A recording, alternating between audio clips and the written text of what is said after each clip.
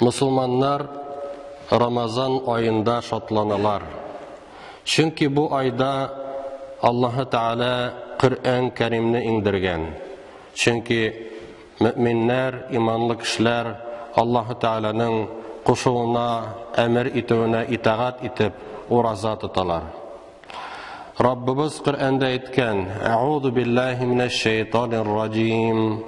Ya eyyuhen nas qad ja'atkum maw'izatun min rabbikum ve şifaa'un lima fi's-sudur ve şifaa'un lima fi's-sudur ve hudan ve rahmetun lil-mu'minin.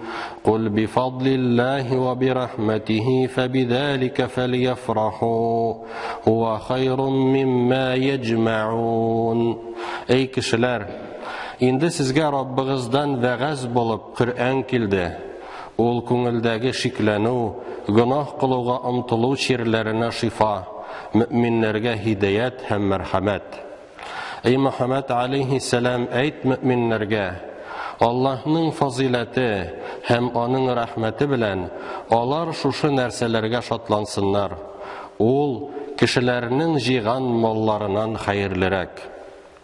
İbn Merdevey'de Enes radıyallahu anhu'dan rivayet kılınan hadiste bulay deyilgen: "Fadlullahil Kur'an ve rahmetuhu en ce'alekum min ehlihi." Allah'ın fazileti, nimeti ol Kur'an. Onun merhameti sizni Kur'an ehlinden, yani Müslümanlardan kılığı. El-Hasanul Basri, Ad-Dahhak, Qatada, Mücahid etkenler: "Fadlullahil iman ve rahmetuhu el-Kur'an." Allah'ın fazileti iman, onun rahmeti Kur'an. Rabbimiz bu ayette müminlerge imanlı bulganları, Kur'an ehlinden bulganları için gene şatlanırga buyurgan. Çünkü İslam dininde buluğuna kişiге bu dünyada da bəxit hem ahirette de bəxit, cennet getire. Ayetten anlaşıla, Müslümanların şatlık şıganağı iki nersede: iman, İslam hem Kur'an. Allah'ın şuşu nimetleri müminler için dünya baylıklarından yaxşıraktır. Çünkü ahiret nimetleri hayırlarek hemmenge. Allah Teala Kur'an'da urazanın farzlığın anlatıp bulay degen: "Şehru Ramazanellezî unzile fîhil Kur'an huden linnâsi ve beyinâtin minel huda vel furqan. Femen şehide minkumuş-şehre felyasumhu. وَمَا كَانَ مَرِيضًا أَوْ عَلَى سَفَرٍ فَعِدَّةٌ مِّنْ أَيَّامٍ أُخَرَ يُرِيدُ اللَّهُ بِكُمُ الْيُسْرَ وَلَا يُرِيدُ بِكُمُ الْعُسْرَ وَلِتُكْمِلُوا الْعِدَّةَ وَلِتُكَبِّرُوا اللَّهَ عَلَى مَا هَدَاكُمْ وَلَعَلَّكُمْ تَشْكُرُونَ."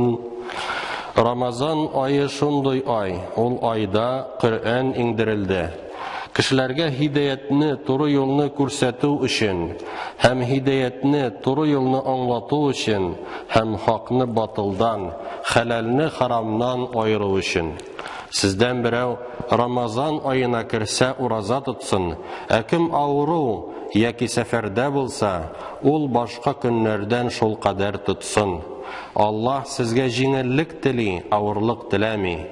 Yana gızırlı vakitte tutmağın günlerigizni tügel itip tuturğız.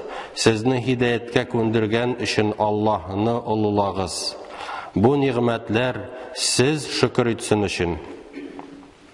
Көрәбез ki Allah Teala bizge şunday көркем, jingil dinni bergen. Kim musafir, kim şirlik kişiге gümmen ol uraza tutmay. Eğer de indi selametlense gene sonundan qaza qıla. Şulayaq musafirga da uraza tutmau ruhsati berilgen. Şulayaq indi umumen bütünübüzde selamet kişiler uraza tuta alabız. Bu bizning halibizden kilgen gamel. Bu Allah Teala'nın nimetidir. Mana şuşularni bizge iste tuturga kerak. Hem Allah Teala bergen nimetlerge şükür etirge. Çünkü ayetinin ahırında Allah Teala aytgan: "Bu nimetler siz şükür etsin için." Ураза гыйбадәте бик саваплы гамәл. Сахих аль-Бухарида һәм Сахих Муслимда Абу Хурайра радhiyallahu anhuдан риваят кылынган хадистә Расулуллаһ саллаллаһу алейхи ва саллям әйткән: "Ман сама Рамадана иманан ва ихтисабан, гуфира лаху ма тaqaddama min dambihi." Кем Рамазанда Аллаһка иман китереп һәм савап өмет итеп ураза тота, аның гөнаһлары гафу ителер. Икенче риваятта "Ман қама Рамадана" дейла. Ягъни кем Рамазанда Аллаһка иман китереп һәм савап өмет итеп таравих намазларын укыса ди, аның гөнаһлары гафу ителер дейла. Димәк, шушы Рамазан уразасының фарызлыгына гомумән Пәйгамбәрбез Мухаммад саллаллаһу алейхи ва салламга иңдерелгәннәрнең бөтенесенә дә иман китергән килеш ураза тотырга тиешбез һәм Аллаһ Тәгаләдән савап өмет иткән килеш. Һәм димәк, шушы айда уразалар тотсак, таравихлар укыйбыз икән, безнең кече гөнаһларыбызны Аллаһ Тәгалә гафу итәчәк. Ә инде олы гөнаһлардан арыныр өчен без инде Аллаһ Тәгаләдән гафу итүне ялварырга тиешбез. Уразаның максаты аш йөрү генә түгел, бәлки шушы айда күп изгелекләр кылып, үзеңнең рухыңны сафландыру, гөнаһлар сәбәпле җыелган күңел кирләреннән чистарыну. Аллаһның илчесе алейхиссаламның сүзләрен китерергә була бу хакта. Ул әйткән: "Мен лам яда каула-зури вал-амала биhi, фалайса лиллаһи хаҗа фи ан яда'a та'амаһу ва шарабаһу." Кем ялган сүзләреннән һәм ялган белән гамәл кылуыннан туктамый, Аллаһка аның уразасының хаҗәте юк. Ягъни бу бәндә уразасыннан савап алмыйча, бары тик аш йөрү һәм сусау тойгысы белән генә бүлекләнәчәк. Бу хадис Сахих аль-Бухарида Абу Хурайра радhiyallahu anhuдан риваят кылынган.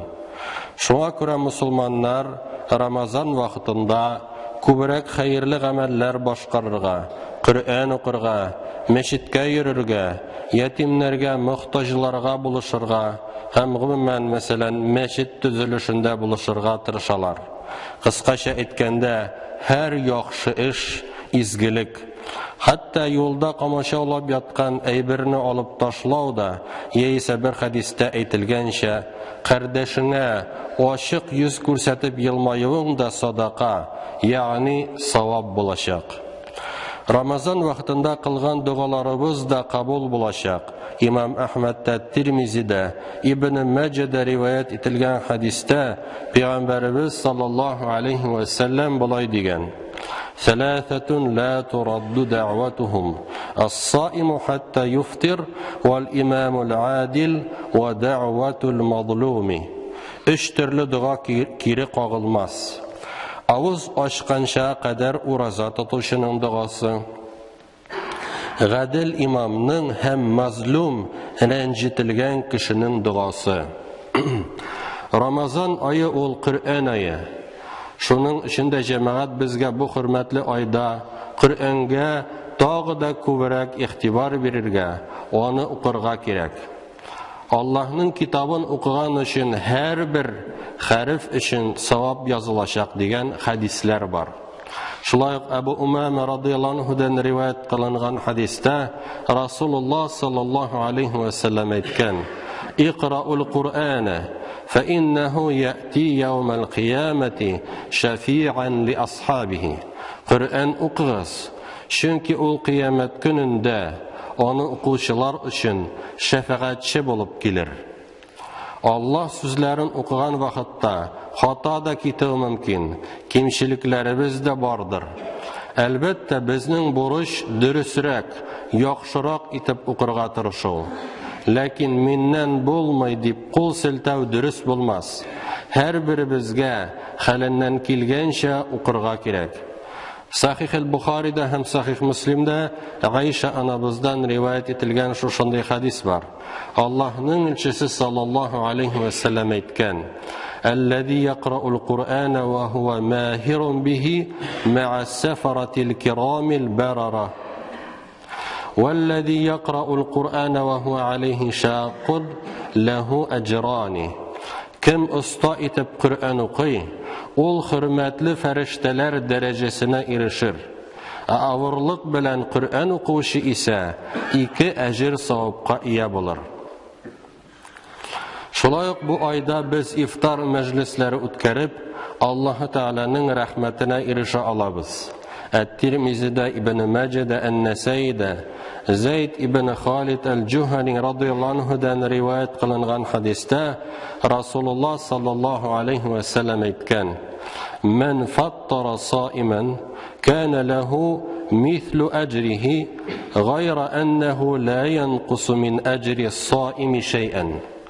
Kim urazat tutuşunu iftar kıldırsa, yani ağız açtırsa, ona urazat tutuşunun ecri yazılır. Şulayık urazat tutuşunun özünün de ecri kimimez. Indi Ramazan ayı cemaat-ul rahmet ayıdır. Ramazan ayında urazat tutu, türlü yaman kılıklardan kutuluğa, haramlardan arınırga yardam etecek. Çünkü Peygamberimiz sallallahu aleyhi ve sellem bulay degen: "İza dakhala şehru Ramazan, futtihat abwabus semai ve gulliqat abwabu cehennem ve sulsilatiş şeyatin." Ramazan ayı kirse, kuk kapkaları açılır hem tamuk kapkaları yapılır. Şeytanlar zincirler bilen bağlanırlar. İkinci rivayette rahmet kapkaları açılır diyle. Şoğa göre de Ramazanda uraza tutu küpke jinilerek. Bunu uraza tutuşu her mümin öz tecrübesinden çıkıp eytala. Çünkü hadislerden kuruluşça Ramazanda buzuklukka kıtırtuşu şeytanlar ezrek bulacak. Turu yolda buluşularga Rabbimiz özünün merhametlerin, yardımlerin nasip etecek. Allah-u Teala şuşu Ramazan ayımızını mübarek kılsın. Barşalarımızga da urazalarımızını tügel etip, jirine jitkirip tutup, kübrek ecir savabqa iya bulup, Rabbimizin merhametine, rizalığına erişirge nasip eylesin. Мусульмане с радостью встречают этот благословенный месяц. Сегодня, 17 июня, 12-й день месяца Рамазан. Именно во время Рамазана, в ночь предопределения, был ниспослан Коран. Альхамдулиллах, слава Аллаху, что Он вселил в наши сердца веру и сделал мусульманами. Подчиняясь повелению Всевышнего, верующие соблюдают пост. Также выстаивают молитвы таравих, читают Коран, организуют ифтары и совершают другие благие деяния. Ведь за это Аллах награждает своих рабов прощением, очищает наши души от грехов. Постящийся сторонится грехов, не говорит скверных слов, не делает дурных поступков. Тем, которые хотят вступить в путь благочестия, Рамазан – великая возможность, ведь именно в этот месяц открываются небесные врата, или врата милости, рая, и закрываются врата ада, а черти, которые стараются сбить нас с истинного пути, сковываются цепями. وأقول قولي هذا واستغفر الله لي ولكم ولسائر جماعة المسلمين إنه هو الغفور الرحيم السميع الدعاء.